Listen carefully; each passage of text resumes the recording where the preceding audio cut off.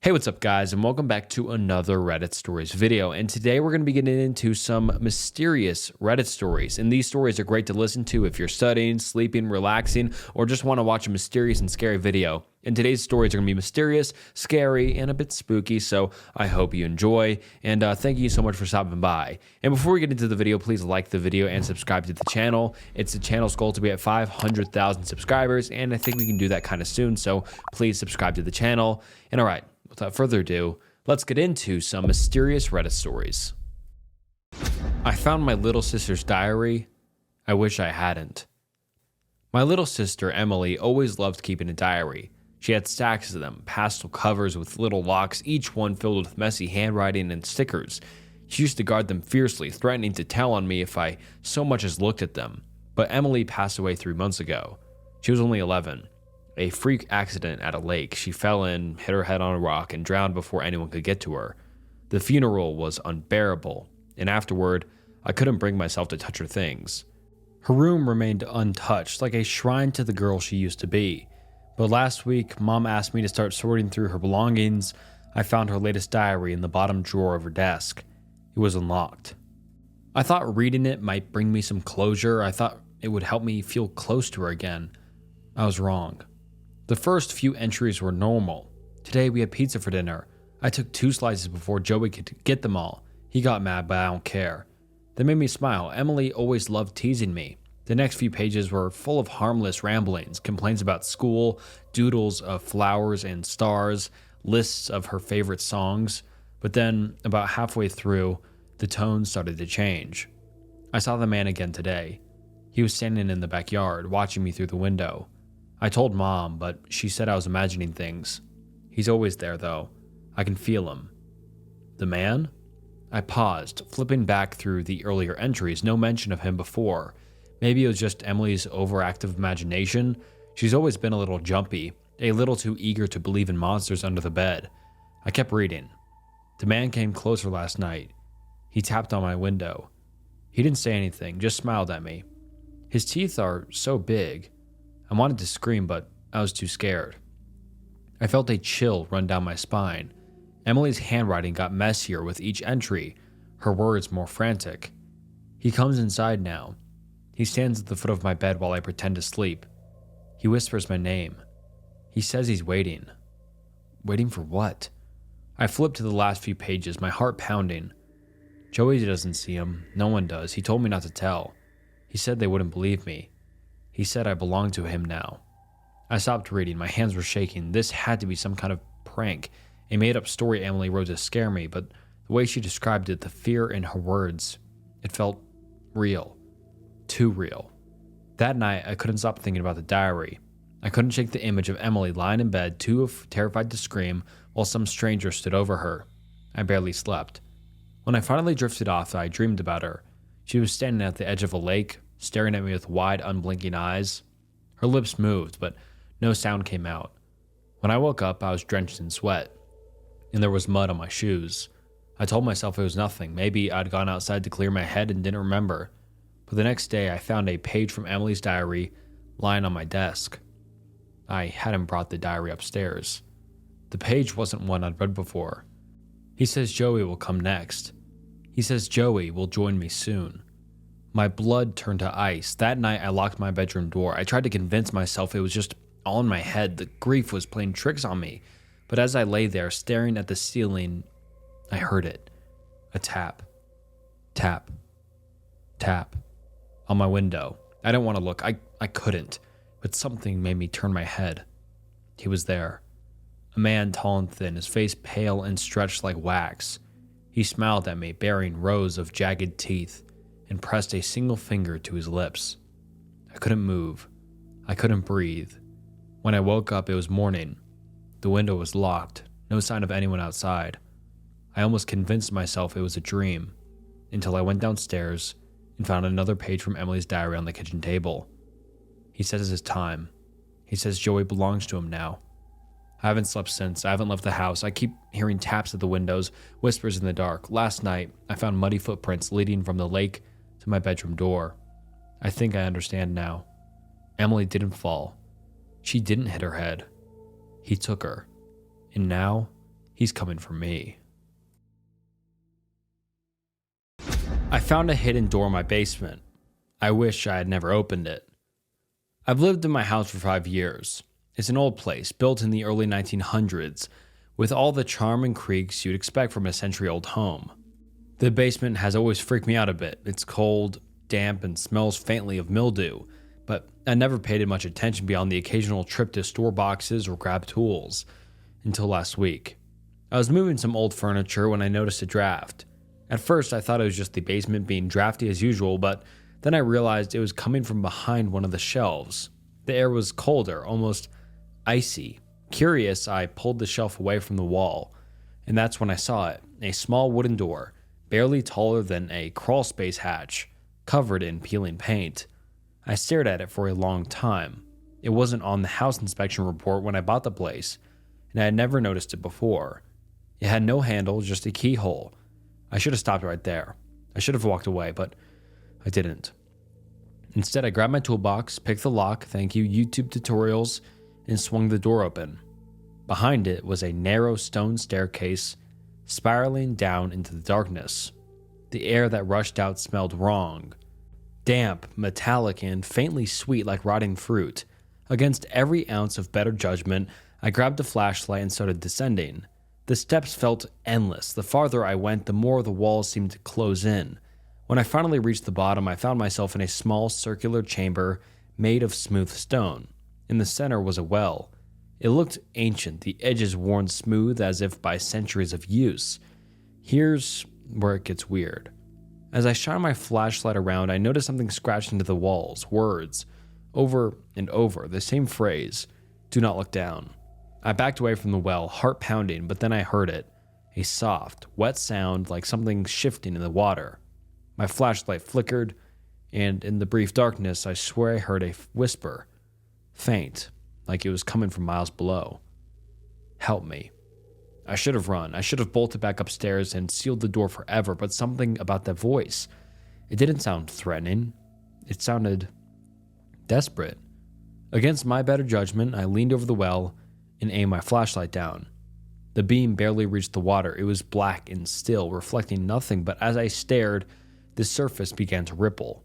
Slowly, something started to rise. At first, I thought it was a person, a head, pale and smooth, breaking the surface. Then I saw the eyes, round, lidless, and too large for its face. Its mouth was wide, filled with needle-like teeth, and it was smiling. The whisper came again, louder this time. Help me. I don't remember running back up the stairs. I don't remember sealing the door or pushing the shelf back in place, but I must have, because when I came to, I was sitting on my kitchen floor, shaking. The basement door locked tight. Since then, I've heard noises at night, soft scratching like something trying to find its way out. Last night, I found muddy footprints leading from the basement door to my bed. I haven't been back down there. I don't think I ever will, but the scratches are getting louder, and I can't help but notice they're starting to sound like words. Help me. My ex-girlfriend went missing 10 years ago. Today, I might have found some evidence as to what happened. So, my ex-girlfriend went missing almost 10 years ago. Last time she was seen, she was in a red dress on her way to a party in Cluj-Napoca in a red 1999 Fiat 600 S with the license plate CJ96TAT. On that day, she left to go to the party, but never arrived and was later declared missing. Today, on my way back from work, I stopped to check up on one of my aunts and uncles who I haven't seen in a while. Now, since I was a teenager, I collected license plates. I didn't steal them off cars on the street, I just took them off scrap cars. My uncle said, "While I went out fishing a few days ago, I found this in the river," and gave me a rusty old license plate he found in the river, and guess what? The plate text was CJ96TAT, the same as my ex-girlfriend's car. What I think happened is that on that day, she might have lost control of the car and crashed into the Someș River. I'm not 100% sure of this. Update. So after I reported it, they started searching the Someș River for any evidence of a red Fiat 600. They found the car in the river all bashed up, as if it rolled over before ending up in the river, with the driver's door open and no human remains inside the car. Everyone's theory is that since she might have lost control of the car, rolled over and landed in the river, and managed to escape the car, while trying to flag down another motorist for help, her purse and phone were still in the car. She got kidnapped and most probably R-worded and killed. The police are still working on the case, however. Update 2. The case has gone cold again. The police said that she is definitely dead and either drowned in her escape from the car or got kidnapped while trying to flag down another motorist. Either way, she's most likely dead. There's no way to find her body after 10 years. My local radio station has been announcing people's names for a while now. I just found out what it meant. For as long as I can remember, WLNK 97.3, The Link has been the local radio station in my town. It's one of those stations that plays a little bit of everything, old rock, some pop hits, even a few talk shows when the ad money dries up. Everyone listens to it. You know, that kind of station that's always on in the background at diners, garages, and grocery stores. I'd been a casual listener my whole life. It was dependable, familiar, safe.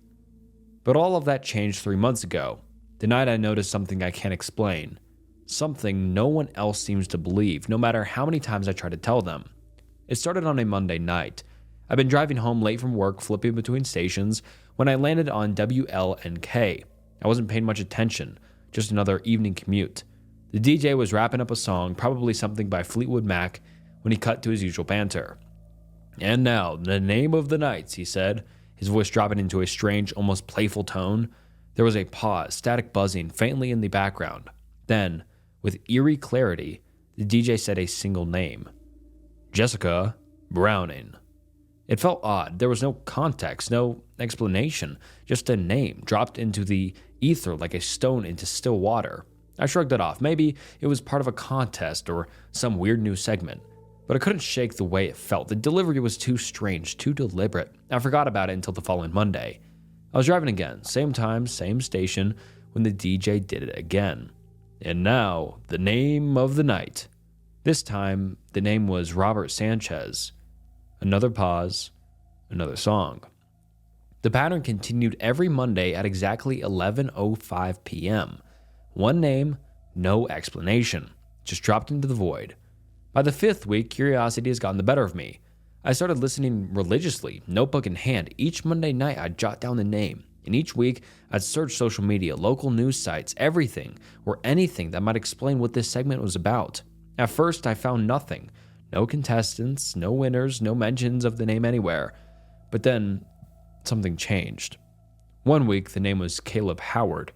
It stuck with me because Caleb worked at the gas station near my apartment. We weren't friends or anything, but I chatted with him a few times while paying for a coffee or snacks. He was a nice guy, always had a smile on his face. I didn't think much of it until a week later, when I stopped at the gas station and saw a "Help Find Caleb" poster taped to the door. He'd gone missing. The clerk behind the counter, a college kid with a nervous energy, told me Caleb had just disappeared after a shift. No one knew where he'd gone. His car was still in the parking lot. I couldn't believe it. Caleb's name had been said on WLNK exactly a week before. I told myself it was a coincidence, but deep down, I knew it wasn't. I started digging. I went through the names I'd written down in my notebook and searched for any trace of them. By now, I had 6 names, including Caleb's. 3 of them, Jessica Browning, Robert Sanchez, and Caleb Howard, were confirmed missing. Their faces stared back at me from articles and social media posts, plastered with desperate pleas from family and friends. No one else seemed to see the pattern. I tried asking people about the radio show, and everyone looked at me like I was crazy. A few people said they listened to WLNK, but none of them had noticed the name of the night segment. Some even insisted it just didn't exist. I couldn't explain it. How could a radio broadcast that I heard every week leave no trace? By the time the 8th name was announced, I was obsessed. The name was Emily Carter. I didn't know her personally, but a quick search on social media turned up her profile. She was 28, lived on the other side of town, and worked as a veterinary assistant. Her posts were filled with photos of smiling dogs and cats, each caption brimming with positivity. I couldn't let her vanish like the others. I sent her a message. It was awkward, clumsy. "Hi, you don't know me, but I heard your name mentioned on a radio station. It's hard to explain, but I think something bad might happen to you soon. Please be careful." She didn't reply. Over the next week, I checked her profile obsessively. She posted like normal, pictures of her dog, updates from work, jokes about her favorite TV show. Nothing seemed out of the ordinary. Then, exactly 7 days later, her post stopped. I knew what that meant. The next morning, I saw a news article.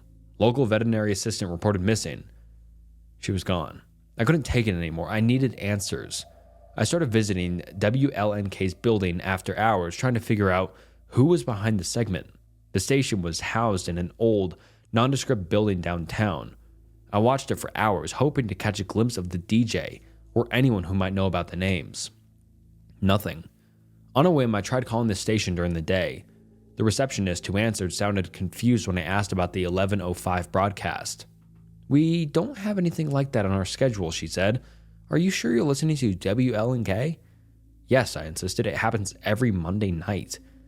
There was a long pause. Then quietly she said, "We don't have live programming at that time." Last Monday, the name was Brandon Lewis. I found him online, a local contractor with a wife and 2 kids. I didn't bother messaging him this time. No one ever believed me. Instead, I decided to confront the source. At 10:30 p.m., I parked outside WLNK. The building was dark except for a single light on the second floor. I waited, heart pounding, until 11:05. When the time came, I heard it, the muffled sound of the broadcast through the building's walls. "And now, the name of the night." I burst through the door. Inside, the station was eerily silent. The reception desk was empty, the hallways dark. I followed the faint sound of the DJ's voice up a flight of creaky stairs to the second floor. At the end of the hallway, a door was slightly ajar, warm light spilling into the corridor. I pushed it open. The room was empty, just an old desk, a microphone, and a tangle of outdated broadcasting equipment. The light on the on-air sign flickered weakly, and the static-filled voice of the DJ continued. "Brandon Lewis." I stepped closer, and the equipment suddenly shut off. The room plunged into silence. Then I saw it. Taped to the wall behind the desk was a list of names, written in neat, loopy handwriting. My heart stopped when I saw the last entry. Ethan Grant. That's my name. It's been 6 days since that broadcast. I've locked myself in my apartment, every door and window sealed. The phone rings sometimes, but I don't answer it. Tomorrow is day 7. If anyone hears this, if anyone knows what's happening, please don't let them say another name, because no one ever comes back. They never listen. They never believe. But I'll keep trying because that's all I can do. That's all I've ever been able to do. I've been working in this textile factory for 40 years now. I've seen them come and go, both the living and the dead. When Sarah walked in that morning, bright-eyed and full of hope, my heart sank. They always look like that at first. They never listen. They never believe. Something about her reminded me of myself decades ago, before I learned the true nature of this place. The memories flood back whenever a new face appears. Emily in 92. She had the same determined walk, head held high despite the whispers from the old-timers. She lasted 3 weeks before the cutting machine claimed her. Maria in 98. Her laugh could light up the whole floor until the day she answered a call for help that came from no living throat. And then there was Kate in 03, Lisa in 07, Amanda in 12. The list grows longer every year, and I force myself to remember each name, each face, each story. Someone has to carry their memories. I watched Sarah fill out her paperwork, her hands steady and sure. If only she knew what those forms really meant. Not just employment agreements, but potential obituaries waiting to be written. The factory hasn't changed much since I started here in 1985. The same industrial lights flicker overhead, casting long shadows between the rows of machinery. The air still carries that distinct mix of cotton fibers and machine oil, but now it carries something else too. Whispers, echoes, and the lingering presence of those who never left. I remember my first day like it was yesterday. Margaret, the floor supervisor then, had given me the same tour I now give to others. She'd seemed distracted that day, her eyes constantly darting to empty corners of the room. I understand now what she was seeing. She didn't make it to retirement. Lost to a cutting machine in 93. Sometimes I still hear her counting inventory in the storage room. I try to warn them all, in my own way. During Sarah's lunch break, I pulled her aside. My hands were shaking. They always do now, after what I've seen. "There are things you need to know about this place," I told her, watching her young face for any sign of understanding. "When you hear someone asking for help with their machine, Don't go. Never go alone. Always verify with at least 2 other people that someone needs help. The voices, they're not always who they claim to be. I remember giving the same warning to Jennifer in 2005. She laughed it off. 3 days later, we found her by the spinning wheel. The ghost that called her had warned my voice. Sarah nodded politely, but I could see the skepticism in her eyes.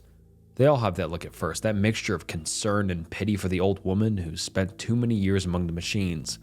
Some think I've inhaled too much cotton dust. Others assume the isolation has gotten to me. If only it were that simple. Back in '97, I tried to document everything. I kept detailed records of every incident, every pattern I noticed, the way the machines would run at slightly different speeds just before someone died, the cold spots that would appear in new places, the voices that sounded just a little too perfect, too familiar. Management found my notebooks during a routine locker inspection. They sent me to 3 different psychiatrists.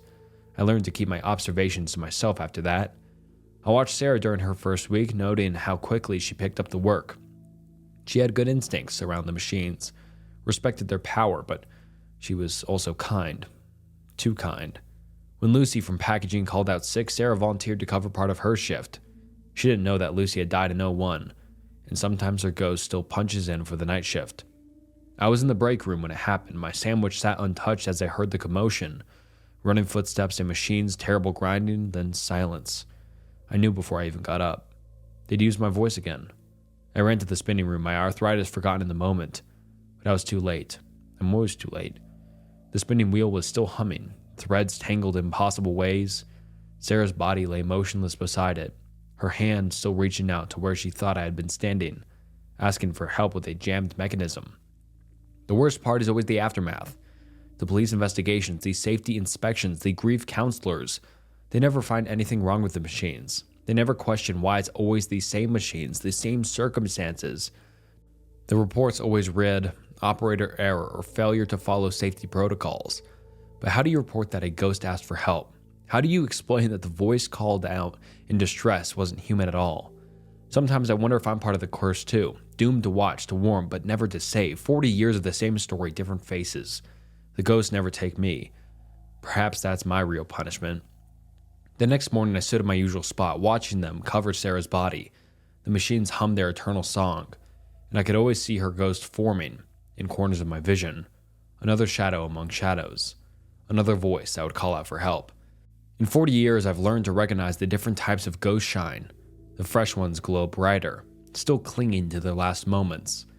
Sarah's had the same desperate gleam I've seen too many times before. They all start the same way, confused, angry, desperate to understand what happened. Some fade with time, becoming more mere whispers in the darkness. Others grow stronger, learning to mimic voices to manipulate the machines. I return to my station as I always do. The only living soul among the machines are ghostly operations. Sometimes in the quiet moments between shifts, I catch glimpses of all of them, Emily, Maria, Jennifer, and now Sarah. They watch me with hollow eyes, perhaps wondering why I survived while they didn't. There was a time, years ago, when I tried to quit. I made it as far as the parking lot before the weight of my responsibility pulled me back. Who would warn the new ones if I left? Who would remember their names, their stories? Who would know to look for the signs, to question the familiar voices calling out in the night shift? So I stayed, becoming as much a fixture of this place as the ghosts themselves. Tomorrow, someone new will walk through those doors, and I'll try again, knowing it probably won't make a difference. Because that's my curse, to keep trying, to keep warning, to keep remembering. It's the least I can do for all the souls trapped in this place of endless shifts and eternal overtime. The factory stands as it always has, a monument to progress and productivity, its windows gleaming in the morning sun. But I know its true nature now. It's not just a factory, it's a gathering place for the lost, a repository of voices that will never quite fade away. And I remember its sole living witness, keeper of its dark secrets, guardian of its growing collection of shadows. As the afternoon shift begins, I hear Sarah's voice for the first time since her death, calling out from near the spinning wheel. It's perfect. Too perfect, just like all the others. I close my eyes and whisper a quiet prayer for whoever walks through those doors tomorrow. They never listen. They never believe. But I'll keep trying because that's all I can do. That's all I've ever been able to do. This is your Uber Eats driver. Answer, please. I'm scared. If you're reading this, I need you to find a way to contact my local authorities for me before sunrise. You're probably asking, what the hell? And very much justified. Let me start by saying my name is not important, but for story purposes, I'll go by Richie. And I was supposed to be enjoying some fucking dank burrito tacos right now at my girlfriend's, but now here I am holding a Cutco knife as I write this from the closet in my parents' room. Laura's parents' mansion sits alone and secluded on the outskirts of the Dallas Metroplex, nestled in one of those rich suburban landscapes where silence is as thick as the evening fog. We were supposed to be enjoying our last few days before heading back to college, smoking, drinking, hot tub activities that aren't important. If only I had listened. No, really listened. Richie, are you even hearing me? Laura's voice cut through my distraction. I mumbled something. My attention split between her and the Uber Eats notification on my phone. This is your Uber Eats driver. ETA is 20 minutes. Bet, I replied half-heartedly. Thanks again. It was past 2 a.m. and Laura was drunk, White Claw in hand, mid-sentence about our communication issues from this past semester, and we never truly listened to each other. The irony here would be fucking hilarious if any other situation other than this one tonight. You don't know my rising sign or even my favorite vegetable, and it's not like I'm telling you these things all the time. I'll give her that. Babe is brash as she is chatty. Then she looked me dead in the eyes and asked, "What's even the code to get in the front door?" I confidently told her I knew it, but here's the truth. I didn't. Was it 00203 or 00308? I wasn't sure, but I wasn't about to admit that to her. I'm a great listener, I told her, forcing a smile. My phone buzzed again. A text from the Uber driver. "Hello, this is Diego with Uber. Can I call you?" I only half saw the message. Laura was still talking, and I was still not listening. We started to argue, the usual dance of a relationship stretched thin by distance and miscommunication. She'd been tossed out again if I knew her simple code to access her house, and again, I deflected. "Babe, you let me in every day since we started dating. Why would I need to know that?" Then another text came. This one finally caught my attention. "Answer, please. I'm scared." Something felt off. I told her she was right as I stepped into the kitchen to call Diego. His voice was timid, shaking. Hi, this is Diego. I'm your driver. I have your tacos." "Okay, thanks, bro. This is all I can try to muster since I hate small talk. You good?" "I hit a deer," he said. What? But when I got out to check, there was nothing there. He paused, then added something that made my skin crawl. Then I saw her, a woman, standing by the road. She had this long dress facing an open field. Her back was turned to me. I tried to calm him down, chalking it up to creepy dust driving in Dallas backwoods. "Hey, you know how Dallas County treats their homeless man? Probably just a lady wandering out past the city. I'll give you a good tip, bud," I said. "Just get my Jack-in-the-Box to me." But Diego wasn't letting me go. "Sir, I've seen her twice now," he whispered. "I'm sorry?" "She was standing at the stop sign at 10 miles. And then I saw her again just now before calling you, amigo. She was on a billboard railing, just standing there, always with her back turned." I could hear Laura in the background asking what was taking so long. Diego was praying now, muttering in Spanish. His fear was infectious, crawling through the phone line and into my bones. "Look, I'm almost there," he said. "Can you meet me outside?" Walking over to my book bag, I grabbed my gun, just in case. "What the hell are you doing?" She caught me as I started to tuck my Smith into my back pocket. I put Diego on mute and caught her up to speed, which immediately caused her to laugh. "Vagrants are everywhere. He needs to chill out, and you?" she added, grabbing for my gun. "Give me that now. You know how my parents feel about that." I didn't argue with her and handed it over. It's her house anyway. Yet something didn't feel right. "Sir?" Fuck, I forgot Diego. "Diego?" I said quickly, unmuting and putting him on speakerphone for both of us to hear. "Hey, sorry, I was grabbing my shoes. Are you here?" Silence. "Diego." Silence still. With him still on, I checked GPS. He was here, right outside. Then he finally said something you never want to hear at 2 a.m. "The woman." Diego forced out in almost a whisper. She's here, my friend." My heart was in my ass now. "Diego, where is she?" "She's on the roof. Back turned, amigo." "How?" Laura rolled her eyes, cocking my gun. She grabbed her jacket and headed out, telling me to stay inside and be ready to call 911 just in case. "I'll get the food and check on the driver," she said. "If someone's on the roof, call the cops." "Babe, I'll just go grab it." "No, I got it." She stopped in a drunk stare. "Besides, at least I know my code." And with a smirk, that said checkmate, my girlfriend headed outside. Through the door camera, I watched her approach the car. Back on with Diego, I thanked him and told him Laura was on her way. Her nonchalance made me realize how silly this seemed. A woman on the roof? Did he really hit a deer? Or just trying to get a fat tip with a bizarre story? That's when I got more silence from Diego. Hey Diego, you there? My girlfriend is walking up. Hello? I could hear Laura approaching on his phone. Is anyone? Her voice cut off. What the fuck, did he attack my girlfriend? Was there really a woman outside? I ran for the door when I heard a laugh. Not Laura's laugh, someone else laughing. Or trying to laugh and sound human. I stopped in my tracks. Something in me told me not to open the door. Diego. Silence on the other end. Diego.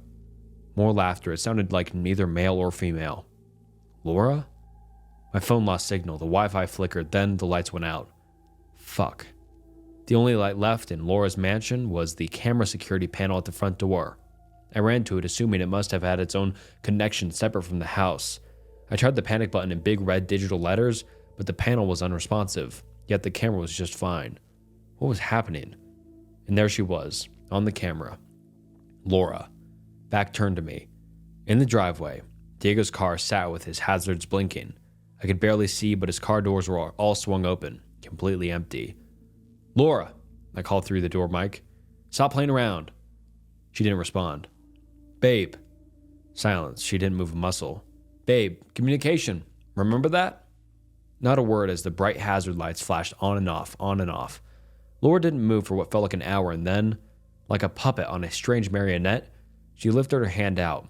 The way she twisted her arm made me force myself to assume it was just a camera glitch. I heard a weird crackle as she then stuck out one of her crooked finger and started pressing door codes. 0, 0, 0, 0, 0. Buzz. Rejected. 0, 0, 0, 0, 1. Buzz. Rejected. Babe. 0, 0, 0, 0, 3. Buzz. Rejected. Babe, do you need me to let you in? 0, 0, 0, 0, 4. Buzz. Rejected. She continued one code after the other. So here I am, in her parents' closet with her mom's steak knives. My gun was last with her. My phone will suddenly not connect. The security system is inoperational to send help, and yet the only thing keeping her from getting in. And I still hear her downstairs, pressing buttons.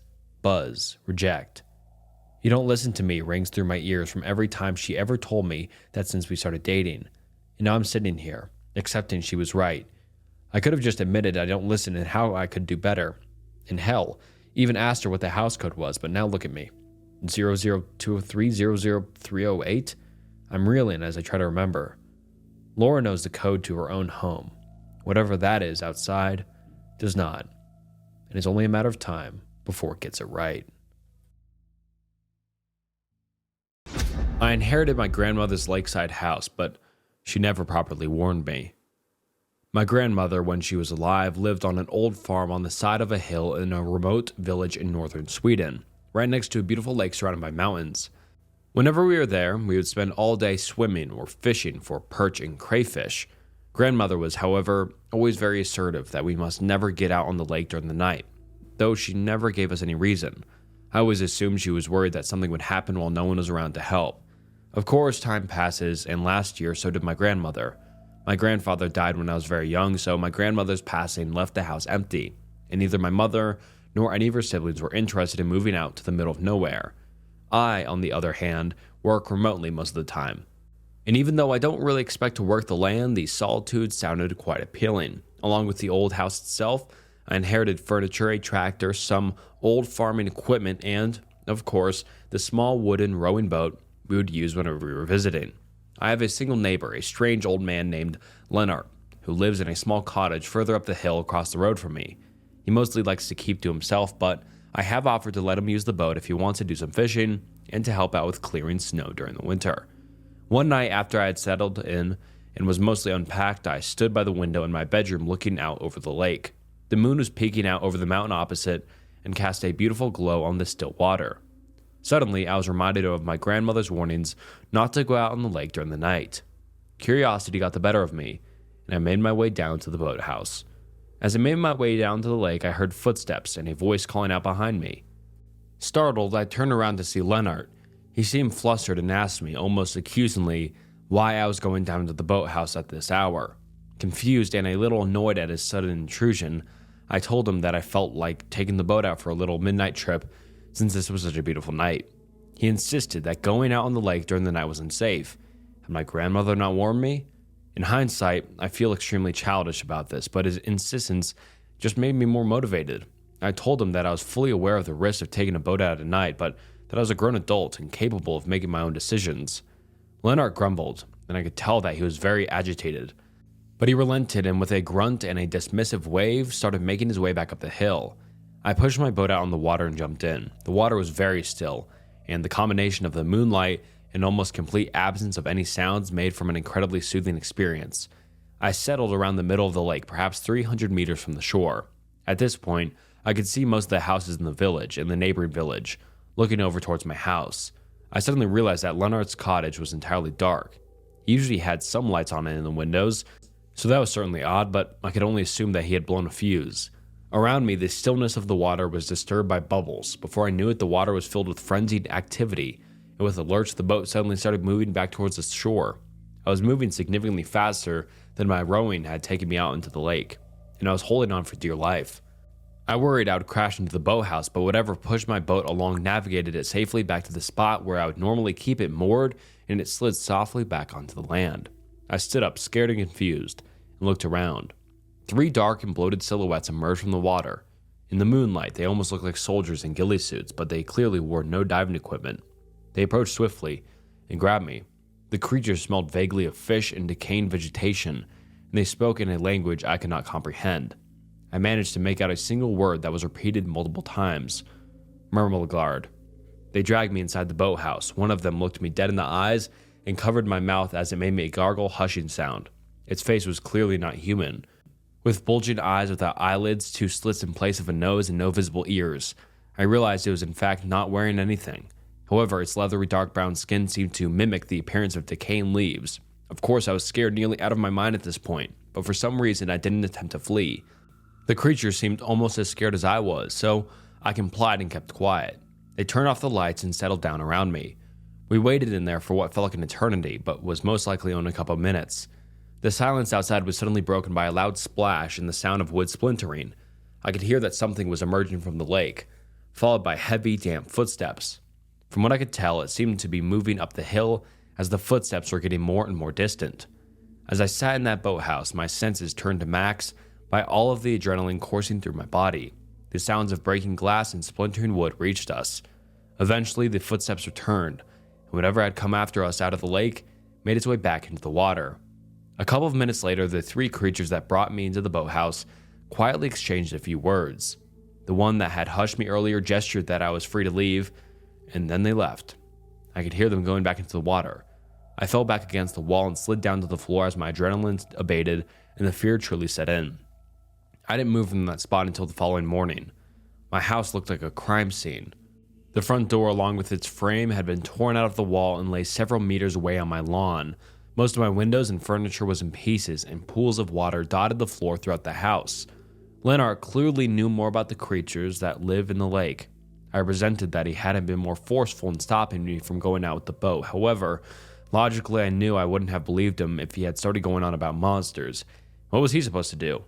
Nevertheless, I marched over to his cottage and banged on the door until he eventually opened it. He seemed both surprised and relieved that I was standing there, and he offered me a cup of coffee and an explanation. The lake is inhabited by a creature known as Mermelgard and creatures known as the Vitorna. Generally, they live together in peace, but they have very different opinions on us humans. Lennart and my grandmother used to spend time with the Vitorna, and they understood some of their language. Their word for human roughly translates as foolish ones. They say that humanity are not mature, and they mostly settle with observing us. Mermelgard is an ancient creature that sleeps during the day and hunts at night. He is resentful of humanity for settling around his lake, eating his fish, and disturbing the darkness of the night with artificial lights. I still live in my grandmother's old house. Lennart has promised to introduce me to the Vitorna in their own time. I feel an obligation to thank them and to protect others from the Mermelgard. I will never go out on the lake during the night again. but I feel strangely safe to do so during the day. And all right, guys, that wraps up mysterious Reddit stories. Let me know in the comments what you thought about these stories. I liked a lot of these.